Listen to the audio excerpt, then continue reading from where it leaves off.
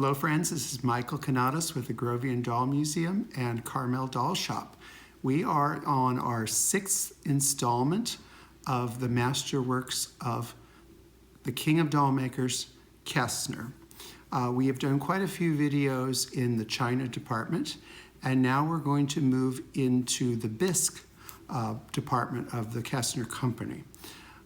What is very interesting about the Kestner Company and Bisque, if we go from the 60s to the 70s, there's very little material that we can attribute to Kestner in Bisque. And I think that that's a very interesting phenomenon. And my theory is that in business, sometimes you need to know what you're really good at.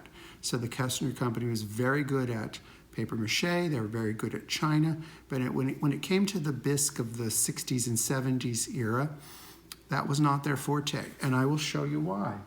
They had competitors that were doing much, much more interesting pieces in Bisque. So in business, you have to know what your strength is and what your weakness is. These dolls may not, maybe they tried something like this, but it may not have been profitable for them. So we're going to go into pieces that I think are fairly early, that's not Kestner, so don't get upset at anyone out there.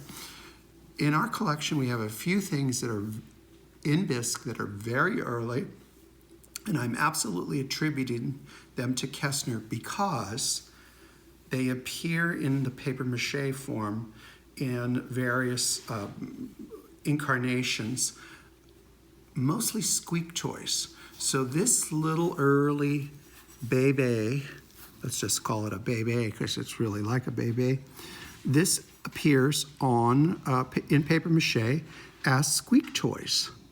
So it's really beautifully done. They already had the mold. Fairly simplistic painting, but a nice amount of decoration. And Annabelle's coming into the room. If you hear grunting and snorting, it's not us, it's Annabelle. But beautiful little pieces, and you could see that this could sit on a squeaker, and you would push it back and forth and it would squeak. Here is another piece. Again, this is one that is found on squeakers. Now, and beautifully molded. One thing I want to mention today too is that modern doll makers buy their China paints. I'm sure not all of them, but most of them buy their China paints. In the 19th century, 20th century, everyone made their own formulas.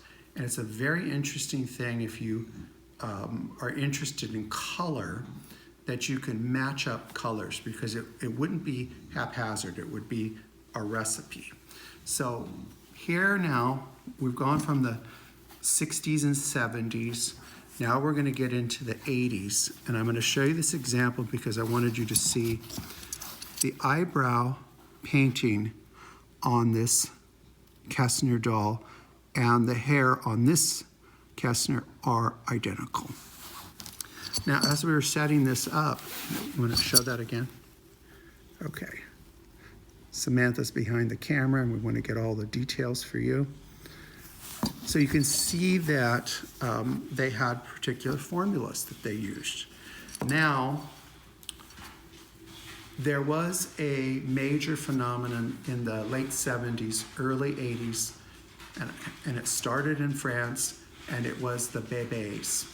So when the bébés came in, and now Bixby's coming in, when the bébés came in, if you were a German company and you wanted to have part of the marketplace, you had to figure out how to compete.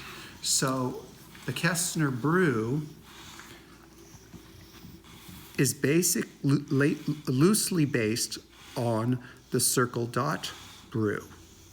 Now, putting this on the table, I see something here that I've never seen before, and that is a Kestner doll with pierced ears. I have never seen that in all my years of doing this. So you can see it's basically copied the form of a French bébé. Now I'm going to show you a French bébé just to use comparison. So I'll put these over here. So this is what they were going for. This is a Schmidt bébé, completely original. So you can see the form of the face, round face. Note the body. Shall we talk about the body a little bit? Today, and I'm going to move her out of the way because I don't want anything happening to her. Today we call these composition bodies, which is a term that I did not create, someone long ago did. In actuality, they're not a composition. They are sheets of paper, almost like light cardboard, soaked in various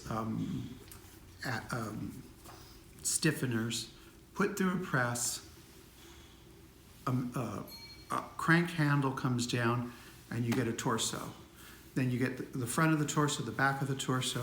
Where the concept of composition comes in is the whole body is then coated with basically gesso, which is what you would use to, today, if you were a painter, you'd use it to prepare a canvas to paint on.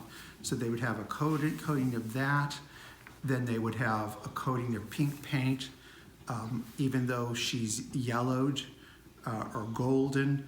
The original color was a skin tone pink. The shellac has changed. So we call these composition bodies, but they're really paper mache bodies with ball joints made out of wood. This was Kestner's attempt to copy the French bébé. So they copied the body of the Schmidt. It's basically very much the same. Basically the rear end is the same. There's probably like a 5% difference, which would be enough to keep them out of legal problems. So this is when you hear collectors saying a Schmidt body on a Kestner, this is what they mean. Straight-wristed, big ball joints, drooping bottom, flat on the bottom. One thing about Kestner bodies too is you will notice she's got wear, but you can still see the fingernail detail is still there. The lines between the digits are still there, and it's also on the feet. And then Annabelle just coughed, so stopping them is like stopping the tide. Now let's talk about the head. So we've got the Schmidt body, but we basically have a copy of the Kestner brew, the Kestner circle and dot. And the circle and dot has the open-closed mouth with the defined teeth, but it doesn't open it all the way through. And you can see she does not have pierced ears. So I think that other head is a very interesting piece. Someone may have just in the factory just thought, oh, I'm gonna make one with pierced ears, because it's not something that I've seen. So it seems that if we look at the Kestner line, that they went from China, 1860s, 70s, dabbled a little bit in a bisque, as we would, porcelain bisque, unglazed, whatever terminology you want to use. And then Adolf Kestner saw the market for these child dolls. And we think of Germany and France is so far away, but I have been in my car in the morning in Germany where the dolls were made, and been in Paris in the afternoon. Now, they couldn't do that in the 19th century, but it wasn't that far away to do research to find out what the trends are. So we're starting into the Bisque area. There are many, many more of these copycat type dolls. They're not really copies in the sense of like a forgery or fake, or it's a market trend. you see that people want it and you try to give them what they want. So we will be moving into the Bisque area. I'm sorry, there's a little delays in some of our posts that we promised, but we're getting ready for World Doll Day, so that's going to take up a little bit of the time. But we will be back with more Kestner posts. All right, doll friends, remember to follow our page on Facebook and follow us on YouTube. Like, subscribe, and follow. Bye-bye.